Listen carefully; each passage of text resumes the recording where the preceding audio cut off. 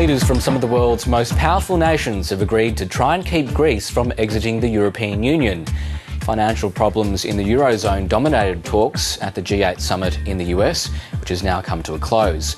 The US President Barack Obama has committed America's support to prevent the crisis from spreading. Other issues, like unrest in Syria and Afghanistan, were also top of the agenda. The Prime Minister has called on other nations to provide support for Afghan forces after international troops withdraw from the country. Julia Gillard is in Chicago attending a NATO summit where world leaders will discuss the group's presence in Afghanistan. She says Australia has already pledged to provide $100 million each year for 3 years to sustain Afghan local forces.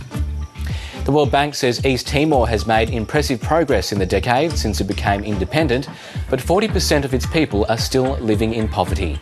The day marks the 10th anniversary of the day it broke away from Indonesian rule.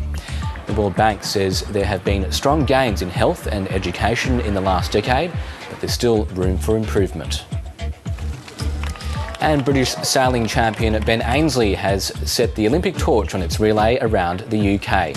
He's the first of some 8,000 people who will be carrying the flame before it reaches the opening ceremony of the Games.